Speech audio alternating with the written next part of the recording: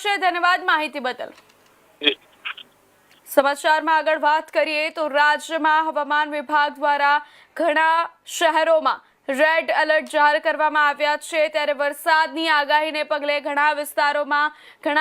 ગુજરાત રાજ્યના ઘણા શહેરોમાં વરસાદે માજા મૂકી છે। વરસાદે તોફાની બેટિંગ શરૂ કરી છે। ગુજરાત રાજ્યમાં હવામાન વિભાગની વરસાદની આગાહીને પગલે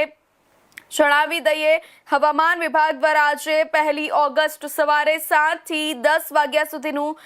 નાઉકાસ્ટ જાહેર કરવામાં આવી છે। આ આગાહી અંતર્ગત રાજ્યના અલગ અલગ વિસ્તારો માટે રેડ, ઓરેન્જ અને યલો એલર્ટ જાહેર કરીને ભારેથી અતિ ભારે વરસાદની ચેતવણી આપવામાં આવી છે।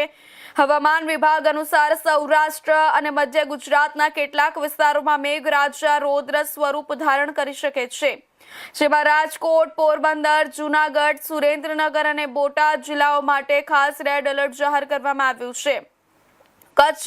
દેવભૂમિ દ્વારકા, જામનગર, અમરેલી, ભાવનગર, અમદાવાદ, વડોદરા, દક્ષિણ ગુજરાતના મોટાભાગના વિસ્તારો તથા ઉત્તર અને મધ્ય ગુજરાતના બનાસકાંઠા, પાટણ, મહેસાણા, સાબરકાંઠા, ગાંધીનગર, અરવલ્લી અને ભરૂચ જિલ્લામાં મુશળધાર વરસાદ માટે ઓરેન્જ એલર્ટ અપાયું છે। બનાસકાંઠા, પાટણ, મહેસાણા, સાબરકાંઠા ઉપરાંત દક્ષિણ અને પૂર્વ ગુજરાતના વલસાડ, ડાંગ, સુરત, નવસારી, ખેડા, પંચમહાલ અને દાહોદ જેવા જિલ્લાઓમાં ભારે વરસાદની શક્યતાને પગલે યલો એલર્ટ જાહેર કરાયું છે। નોંધનીય છે કે રાજ્યના મોટાભાગના વિસ્તારોમાં મુશળધાર વરસાદની આગાહીને પગલે તંત્ર દ્વારા સાવચેતીના પગલાં લેવામાં આવ્યા છે।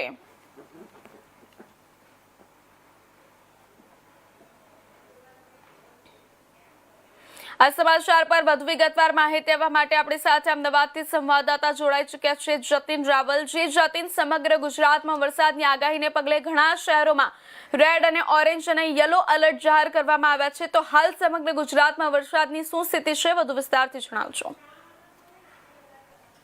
જો ચોક્કસથી આપને જણાવી દઉં કે જે રીતે હાલ સમગ્ર ગુજરાતમાં જે રીતે હવામાન વિભાગ દ્વારા 5 દિવસ માટે ભારે વરસાદની આગાહી કરવામાં આવી હતી, તેમાં ગઈકાલની જો વાત કરીએ, ગઈકાલના સુરતના અંબિકામાં લગભગ 24.6 જેટલો ઇંચ જેટલો વરસાદ પડ્યો હતો। તાપીના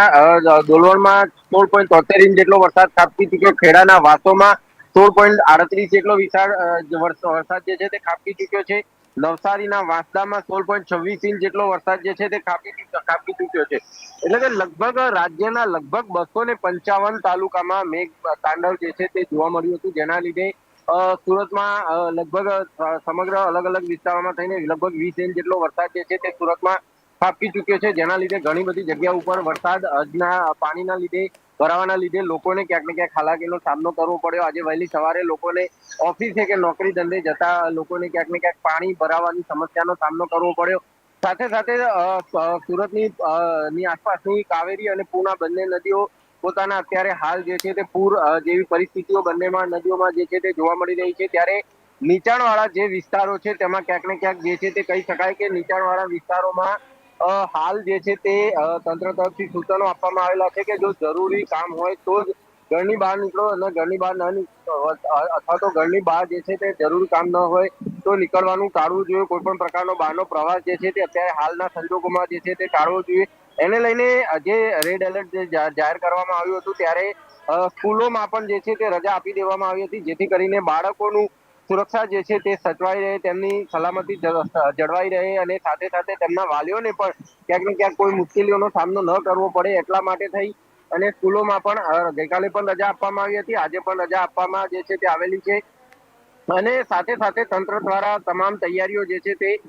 એનડીઆરએફ અને એસડીએફની ટીમો અલગ અલગ જગ્યા ઉપર જે છે તે તૈનાત કરી દેવામાં આવેલી છે, જેથી કરીને જો કોઈ પણ પ્રકારની જો રેસ્ક્યુની કામગીરીની જો જરૂરત જણાય, જેમ કે ગઈકાલે ઘણી બધી જગ્યા પર એનડીઆરએફ એસડીએફની ટીમો દ્વારા રેસ્ક્યુની કામગીરી કરવામાં આવી। ખેડા હોય, સુરત હોય, વલસાડ હોય, આવા ઘણા બધા વિસ્તારોમાં રેસ્ક્યુની કામગીરી જે છે તે કરવામાં આવી હતી અને લોકોને સલામત સ્થળે જે છે તે ખસેડવામાં આવ્યા હતા। અને તેના ઉપરાંત પણ જે છે તે તમામ જિલ્લાના કલેક્ટરો હોય તેમની સાથે જે અહીંયા જે સ્ટેટ ઇમરજન્સી ઓપરેશન સેન્ટર છે તેમની સાથેથી તાલમેલ જે છે તે કરવામાં આવી રહ્યો છે અને કલેક્ટરોની સાથે સાથે તમામ જેટલા પણ જે લોકલ જે પ્રશાસનો જે છે, ચાહે પોલીસ હોય કે ફાયરના જવાનો હોય, આ તમામ લોકોને પણ ક્યાંક ને ક્યાંક અત્યારે હાલ જે છે તે આ પરિસ્થિતિમાં પહોંચી વળવા માટે તેમની પણ મદદ ક્યાંક ને ક્યાંક જે છે તે લેવામાં આવી રહી છે। અને તમામ લોકો હાલ જે છે તે એક જ કામગીરીમાં લાગ્યા છે કે કેવી રીતે વરસાદની આ પરિસ્થિતિ છે, પૂર જેવી પરિસ્થિતિનું અત્યારે હાલ જે નિર્માણ થયું છે, કઈ રીતે તેને પહોંચી વળાય અને કઈ રીતે લોકો જે છે તેમને સુરક્ષિત જગ્યા ઉપર જે છે તે તેમને સ્થળાંતરિત કરી શકાય, જેથી ઓછામાં ઓછું જીવનું જોખમ જે છે તે લોકોને થઈ શકે. અત્યારે ઘણા બધા વિસ્તારોમાં વરસાદ જે છે તે હજુ પણ ચાલુ છે, ત્યારે ઇન્ડિયા ન્યૂઝની પણ આપને અપીલ છે કે ખૂબ જ જો જરૂરી કામ હોય તો જ ઘરની બહાર નીકળશો, નહીતર ઘરની બહાર જે છે તે નીકળવાનું લોકોએ જે છે તે ક્યાંક ને ક્યાંક ટાળવું જોઈએ, કેમ કે હજુ પણ જે આઈએમડી દ્વારા જે છે તે એટલે કે હવામાન વિભાગ દ્વારા હજુ પણ આગામી 3 દિવસો માટે ભારે વરસાદની આગાહી તમામ અલગ અલગ જગ્યા ઉપર જે છે તે કરવામાં આવી છે. તેવામાં જ્યારે રજા સ્કૂલોમાં આપવામાં આવી છે કે જે કેટલાક લોકો નોકરીઓ પર નથી ગયા, તો આ તકનો ફાયદો લઈ અને કોઈ પણ જગ્યાનો પ્રવાસ જે છે તે લોકોએ ટાળવો જોઈએ અને સુરક્ષિત રીતે ઘરે રહેવું જોઈએ. સુરક્ષિત રીતે ઘરે રહી અને જે છે તે તેમને સમાચારોથી અપડેટ રહેવું જોઈએ કે કઈ જગ્યામાં કયા વિસ્તારોમાં જે છે તે પાણી ભરાયેલા છે. તંત્ર તમામ જગ્યાની અપડેટો જે છે તે આપતું રહે છે. મીડિયા પણ આની પાછળ જે છે તે લાગેલું છે અને તમામ હજુ પણ જો વાત કરીએ, હજુ ઘણા બધા એવા વિસ્તારો છે અમદાવાદમાં પણ જો વાત કરીએ, હજુ ધોળકા, ધોલેરા, ધંધુકા એવા ઘણા બધા વિસ્તારો છે કે જ્યાં હજુ પણ પાણી ભરાયેલા હતા અને હજુ પણ જો આગામી સમયમાં હજુ આ વરસાદ આ રીતે યથાવત રહેશે તો એ વિસ્તારોમાં હજુ આગામી સમયમાં પણ ક્યાંક ને ક્યાંક ભારે હાલાકીનો જે છે તે લોકોએ સામનો કરવો પડી શકે તેમ છે. જોકે એનડીઆરએફ, એસડીએફની ટીમ ત્યાં પહેલાથી જ એટલા માટે થઈ અને તૈનાત કરી દેવામાં આવેલી છે, પણ તે છતાંય જો વરસાદ ખૂબ ભારે માત્રામાં જે રીતે આગાહી છે તેમ આવે છે તો ચોક્કસથી લોકોને ખૂબ મોટું નુકસાન ઉઠાવવું પડી શકે તેમ છે. જી જતીન, અમદાવાદમાં પણ જે સતત વરસાદ પડી રહ્યો છે તેને પગલે નીચાણવાળા વિસ્તારોમાં જે પાણી ભરાય છે તો તેની અસર નાગરિકોના જનજીવન પર કેટલી પડી રહી છે અને હાલ તંત્ર દ્વારા તે પાણી ઓસરવા માટે શું કામગીરી કરવામાં આવી રહી છે? જો ચોક્કસથી આપણે જણાવી દઉં કે જે રીતે નીચાણવાળા વિસ્તારોમાં ક્યાંક ને ક્યાંક પાણી ભરાવાની સમસ્યા થતી હોય છે. જોકે ગઈકાલે એટલો વરસાદ આવ્યો નથી, પરંતુ રાત્રે ખાસો એવો વરસાદ જે છે તે આવ્યો હતો, જેના લીધે ઘણા બધા પ્રહલાદનગર જે અમદાવાદનો જે એસજી હાઈવે છે ત્યાં ઝાયડસ સર્કલ થી લઈ અને જે છે તે પ્રહલાદનગર સુધીના રસ્તાઓમાં ક્યાંક ને ક્યાંક પાણી ભરાવાની સમસ્યા જોવા મળી હતી મોડી સાંજે, અને ત્યારે તંત્ર દ્વારા જે છે તે પાણી નિકાલની વ્યવસ્થા પણ જે છે તે કરી દેવામાં આવી હતી. જોકે આજે સવારે એવી કોઈ પરિસ્થિતિ લગભગ ઘણા બધા વિસ્તારોમાં કોઈ જગ્યા ઉપર આવી જે છે તે પરિસ્થિતિ જોવા મળી નથી, પરંતુ હવે વરસાદ ફરીથી ધીમી ધારે જે છે તે અમદાવાદની અંદર પણ ચાલુ થયો છે, ત્યારે ફરીથી એક વખત આ પ્રકારની પરિસ્થિતિથી લોકોનો સામનો કરવો પડી શકે તેમ છે. ત્યારે પણ લોકો એક તો સવારે ઓફિસ કે નોકરી જતા હોય ત્યારે એ લોકોને ક્યાંક ને ક્યાંક આ પ્રકારની પરિસ્થિતિનો સામનો કરવો પડે છે, અને જેમ કે ગઈકાલે મોડી સાંજે જે વરસાદ આવ્યો હતો તેના લીધે લઈને જે લોકો ઓફિસ કે નોકરીથી જે પાછા ફરી રહ્યા હતા ત્યારે તેમને ઘરે પહોંચવામાં ખૂબ જ મોટી મુશ્કેલીનો સામનો જે છે તે કરવો પડી રહ્યો હતો. જોકે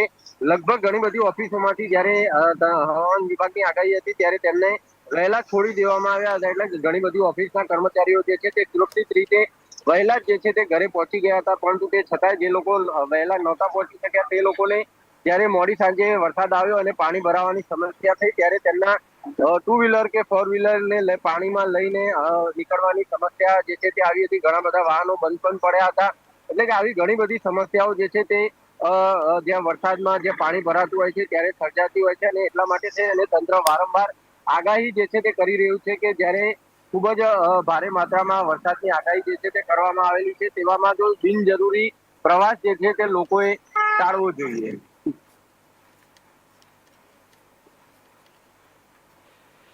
જતીન, સમગ્ર ગુજરાતમાં નદીઓના જળસ્તરની શું પરિસ્થિતિ છે અને કલેક્ટર દ્વારા જે શું જાહેરનામું બહાર પાડવામાં આવ્યું છે, લોકોને શું સૂચના આપવામાં આવી છે?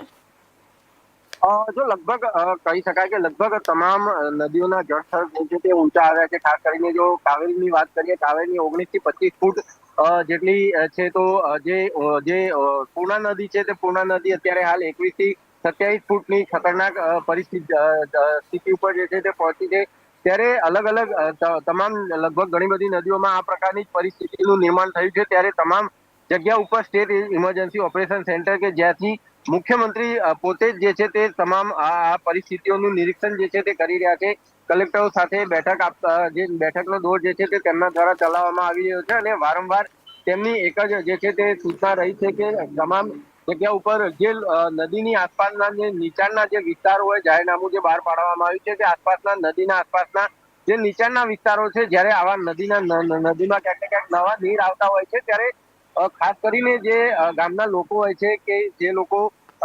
ક્યાંક ને ક્યાંક નદીમાં માછલીઓ પકડવા માટે ક્યાંક ને ક્યાંક જતા હોય છે અને પોતાનો જીવ જોખમમાં મૂકતા હોય છે ત્યારે ખાસ કરીને આ પ્રકારની કોઈ પરિસ્થિતિ ન સર્જાય, લોકો માછીમારી કરવા જાય અને પાણીના નદીના નીરમાં જે છે તે તણાઈ જાય એવી કોઈ પરિસ્થિતિઓનો સામનો ન કરવો પડે એટલા માટે થઈ અને તંત્ર વારંવાર સૂચનો પણ આપી રહ્યું છે અને પોલીસની મદદ એટલા માટે જ લેવાઈ રહી છે કે આ પ્રકારની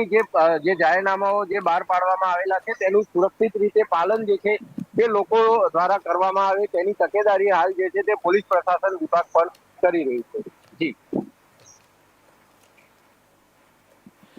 જી જતીન, ધન્યવાદ માહિતી બદલ. સમાચારમાં આગળ વાત કરીએ વલસાડથી, તો વલસાડ જિલ્લામાં અવિરત